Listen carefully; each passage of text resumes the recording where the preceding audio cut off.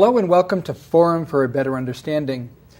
Over the past 6 years, it's been my privilege to host many exciting and important discussions here around this table. But today I think I have one of the most important topics that we have yet discussed on the forum. I don't know if it's me, but I think there is a harshness, a meanness, a bitterness, a real negative attitude in the media, especially on radio, often enough on television, that is really at the heart of tremendous violence in our society. I am so privileged today to be hosting a discussion with 6 people who are conveners of a project that is going to deal with this. This project is called Citizens for Civility and Accountability in the Media, and it's going to be your pleasure, I hope, to learn what it is that they've been working on and what it is we can be doing to return to some sort of humanity in the way that we speak of world situations. My first guest is Les Kimber, who is the founder of the California Advocate and the initiator of this very important project in town. Across from me is Vickie Fouts, who is director of the Uprooting Racism Project and has been working on projects like this for a long time now. Finally, directly across from me is Richard Stone, who is a founding board member of the Fresno Center for Nonviolence and one of those very much committed to social progressive issues here in the Valley. I wondered, Les, if you could begin by telling us how this program, this issue of yours, became a project. Well, about a year ago, in fact, October of last year, a group of us met at the Fresno Center for Nonviolence to discuss our concerns over the proliferation of hate speech on KMJ radio and conservative talk show hosts. We realized that hate speech can create an atmosphere that can cause violence. And a perfect example of that was the life of Dr. Martin Luther King, the assassination of Dr. Martin Luther King. Dr. King was demonized on a daily basis, called communist, socialist, and so forth. So much so until his assassin, James Earl Ray, thought he was doing the country a favor by assassinating Dr. King. We are concerned that unless people speak out, we're returning to those days where folks are demonized on a daily basis. That's going to cause, sooner or later, some extreme friends to take them more seriously than they ought to and do harm to an elected official, to an organization, or any other individual that they demonize constantly. From 9 a.m. until 11 at night, 5 days a week, KMJ hosts have some of the most conservative, anti-talk shows of any station in the country, I believe. So we felt that, we can't just stand by and allow that to happen. We know we can't stand back, and I wonder, Vickie, what the conveners did before having that press conference in May, which we'll see a clip of that later. What did you all do? Like Les said, we started meeting about weekly, about a year ago. We did write a letter to KMJ voicing our concerns about all this rhetoric that they have. They answered saying that our concerns were unfounded. So in February, we answered back to them and pointed out again what our concerns were. Last October and December and this July, we held community meetings so we could educate the public about hate radio and ask for their help. At these meetings, we came up with different ideas, such as contacting Fresno State about having their games on KMJ and how that might be against their mission statement, writing letters to KMJ and letters to the editor. We came up with a petition for KMJ asking them to alter their programming in order to curtail practices that we believe are damaging to our social fabric. And that petition is on our website, or you can download petitions and help us collect signatures. So those are some things we've been doing before the press conference. Now, Richard, at the press conference, it was a privilege to be there. KNXT filmed it.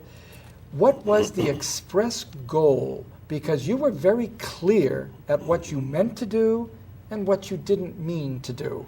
What was your expressed purpose? Our goal is to get enough community support that KMJ will pay attention to us. When we wrote them, they said we had no right to interfere with their business practices, and besides that, their commentators are only providing entertainment. And it's on us to demonstrate that it's not just entertainment, that they have an effect on the community. And one of the things that happened immediately after our press conference, and it was blacked out by almost every station except yours and a couple of other alternative newspapers, but the only one who covered it was KMJ.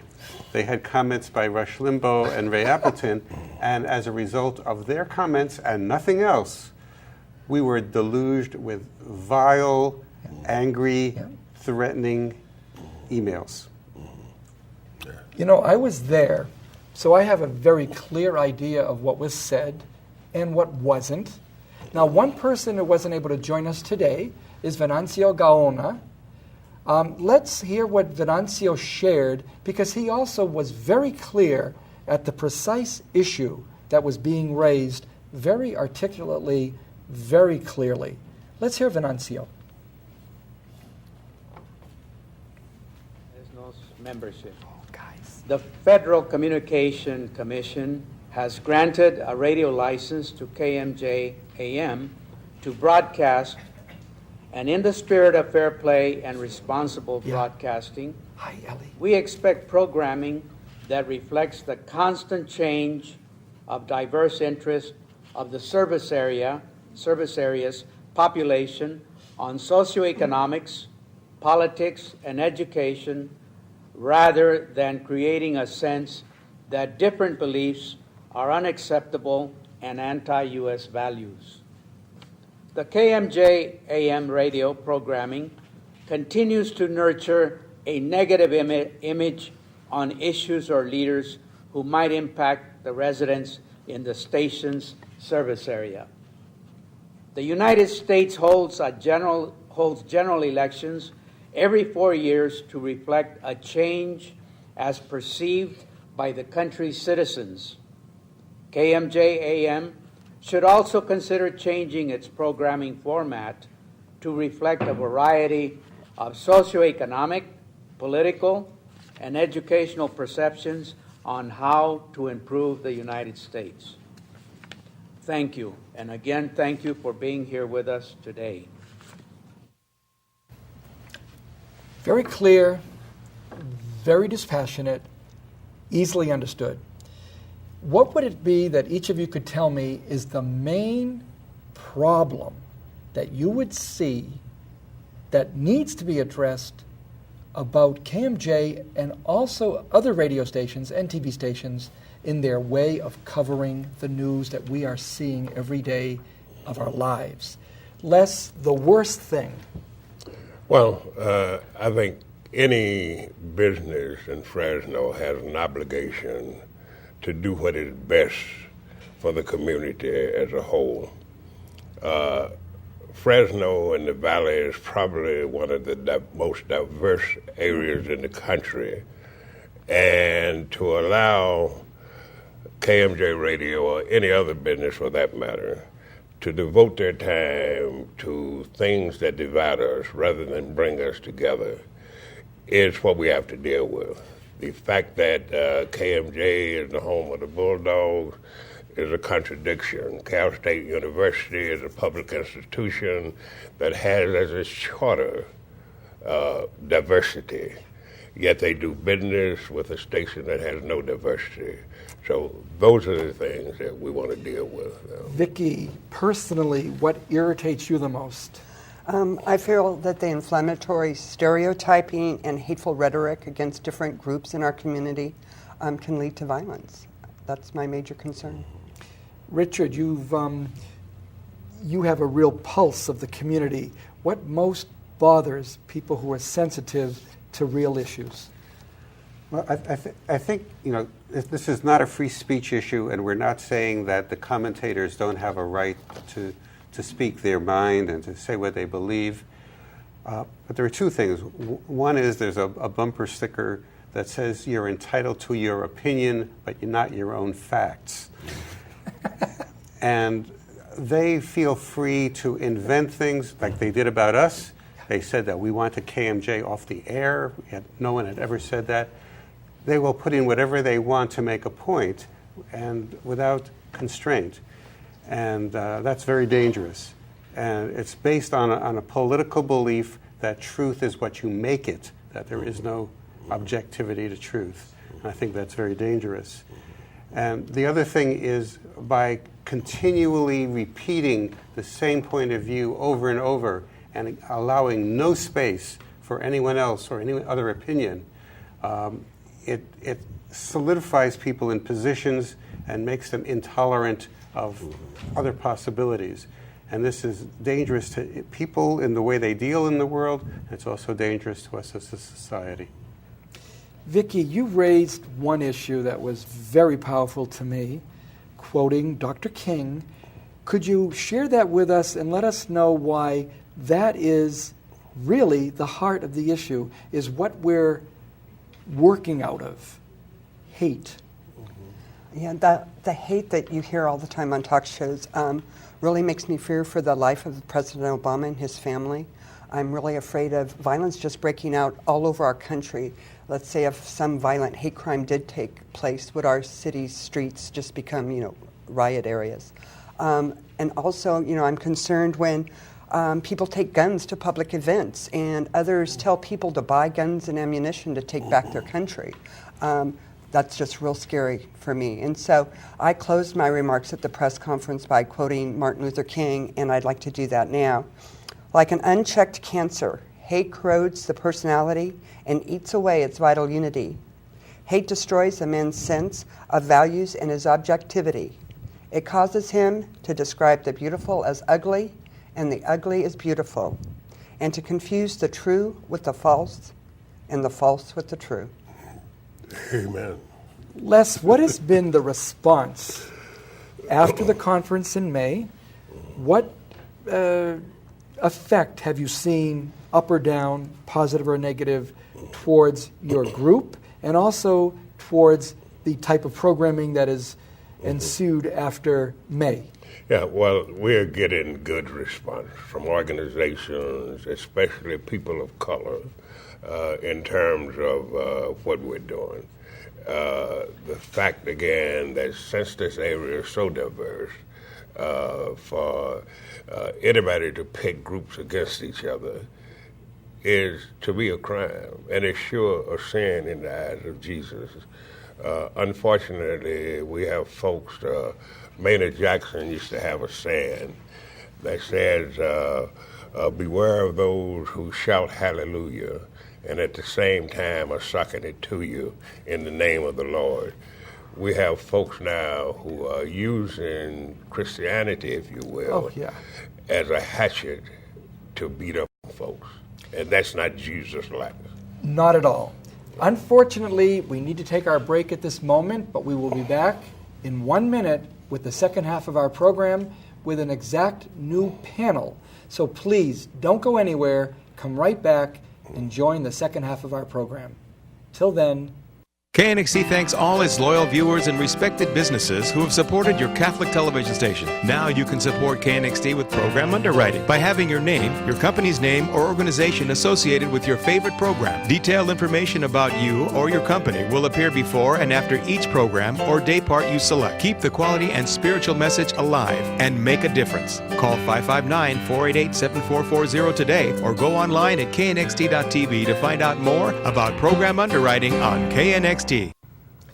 welcome back to the second half of our very important Forum for a Better Understanding program around the issue of citizens who are forming a group for civility and accountability in the media. What a needed group at this point in our history. It is depressing to see the news being presented the way it is on the radio, and often enough on TV.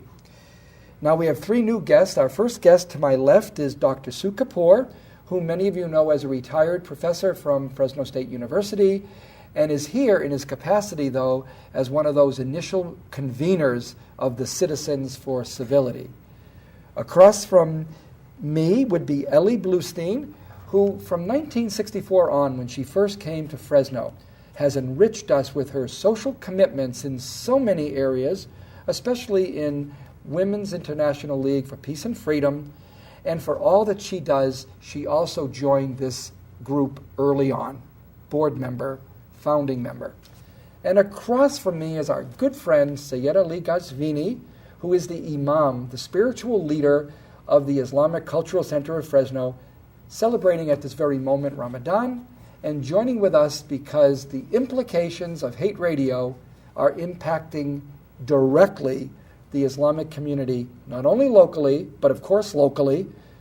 Madeira, you must remember the mosque being vandalized, but across this country, Islamophobia is on the rise, nurtured and engendered by hate radio and hate TV. On that note, Sue, could you begin by telling us why it is that this idea of Les Kimbers to form a group struck you as necessary and imperative to do? Thank you very much, Jim, for having us on your panel, on your station here. It always has been a pleasure to be here. I have been here many times before. Thanks for having us. Very welcome. And before that, I also would like to wish my friend Imam happy Ramadan, and to all my Muslim brothers and sisters, in spite of all what's going on or they are going through, we certainly wish them a very, very happy Ramadan. Thank you.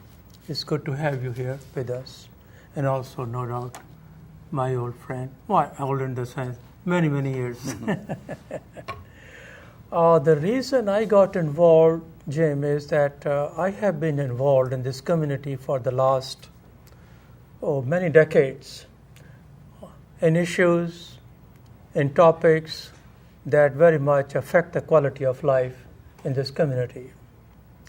Particularly for the last several months, we have been noticing that the media, particularly the radio station, one of them locally, has been using its power, its privilege, its contracts, its license in a very abusive manner. They do have good programs, but they have number of hosts on their station that have nothing else to do except spewing hatred, hatred, and hatred. So I got very much concerned about it, along with Les Kimber, with whom I have also worked for many, many years in this community. God bless him. He is a very noble soul, very conscientious person who is very much committed to see that there's a peace in our community. That was one of the major reasons, and I have been also coordinating each year Stop the Hate, Stop the Violence activities in the community. We used to have a number of institutions involved in the community, City College, Pacific University. They are all doing in their own ways, but at Fresno State, since 1990, we have been celebrating and paying homage to prophet of nonviolence and peace, Mahatma Gandhi. So as a part of that celebration, we observe a week known as Stop the Hate, Stop the Violence, and Build a Culture of Peace and Nonviolence. So that's another reason that I have been pretty much concerned about this inflammatory, poisonous climate being created in our community. You never know what may happen as a result of this thing.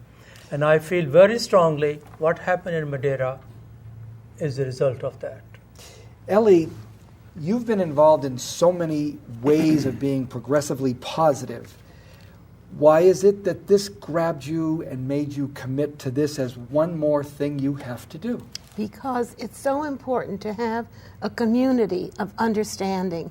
We have a community in Fresno that is so diverse, almost 100 different groups, ethnic groups, and different religious groups. We have to get together, or there's no community. we found out that organizations, businesses that are looking for a place to come and start a business reject Fresno because it is known as a place where there is dissension in the community. And we don't want that. It's hard to live, no matter what your point of view. It's hard to live in a community where there is distrust or hatred among peoples. And sometimes it's submerged and people aren't aware of it. But in this case, it has come to the fore with such a vehemence that it is really frightening. And it affects people directly. It affects me directly. I don't listen to KMJ all the time, but somebody told me to turn it on, and there I heard that the Women's International League for Peace and Freedom is a communist organization. And that means you're a communist. That's right. And that Peace Fresno supports terrorism. I think the media have a responsibility to speak the truth and to deal with people in a civil way. And so both of these issues are important to me. So that affected me directly, but I see how it affects other people, and it's very disturbing to me. A black minister from West Fresno was on the Ray Appleton show to speak to an issue in West Fresno.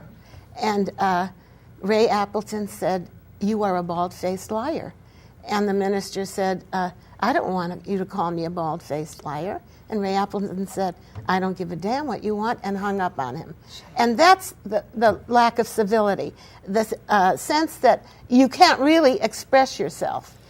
It's supposed to be open for people to express themselves. But if you disagree with what is said, with the commentator, then you're not allowed to speak your mind. You know, there's one more aspect, too, that Dr. Jean Kennedy is going to address right now. A lot of these institutions in town have a very clear core value system, but she's finding them being compromised by their commitment to somehow support or be supported by KMJ. Let's hear Jean as she shares her own confusion over this ambivalence. I want to talk about my concerns are about KMJ's prime time programming.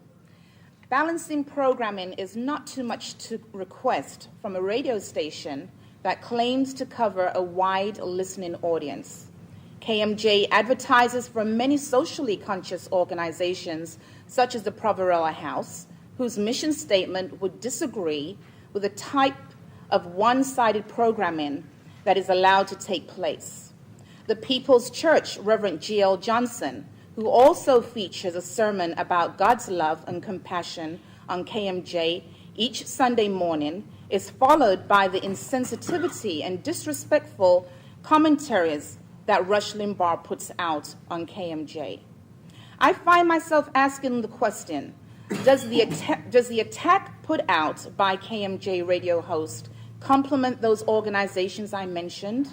I find myself asking the same question when I review the City of Fresno's and Fresno City College's core value tenants, both of whom advertise on KMJ. And again, I find myself questioning, how does KMJ truly reflect those organizational core values statements? When these radio hosts promote all this passionate hostility over the airways, I personally don't believe the hostile attack of the radio host Sean, Mark Levin, or Glenn Beck, along with our local radio host Inger Bark, Ray Appleton, and the Reverend Jim Franklin, mirrors these organizations' core value. Imam, you're here in a special capacity. You spoke at the press conference, but you said things then that have been proven true. How is it that you see the connection between hate radio and violence and tremendous vandalism committed against the Islamic community? Well, the vandalism happened at Madeira Islamic Center 2 weeks ago as a testimony of this call for violence and creating hatred. There is a difference when someone expresses his or her opinion and when they are deliberately asking or creating hate among people towards certain segment of our people in our society, and this actually was reflected. We've seen it in the news.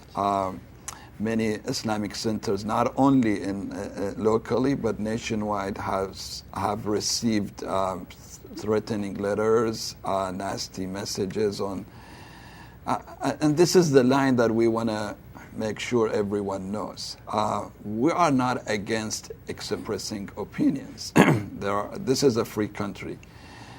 But when you target the rights, the constitutional rights of American citizens in this land, and you create fear among certain people against their fellow Americans, this is where someone crosses the line and creates damage. And this is not American, absolutely not.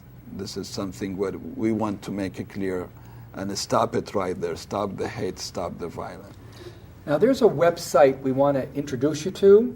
It's called FresnoStopHate.org. And when you go there, you'll be able to find out more about this Citizens for Civility and Accountability in the Media. And you'll be able to not only meet them, but find out what you can be doing to join their commitment. This is something that we have to stand up not only for the Islamic community, but for people of color, for people of different ideologies, from people of different gender preferences. There are too many people being critiqued and beaten down by this hate radio. We want you to know there's also the chance that you could see this program on youtube.com, KNXT1. This whole program could be seen again. And we hope you'll join us at knxt.wordpress.com to be able to share your reflections about this important issue. We hope you enjoyed this program and that you'll be back next week for another edition of the Forum. God bless.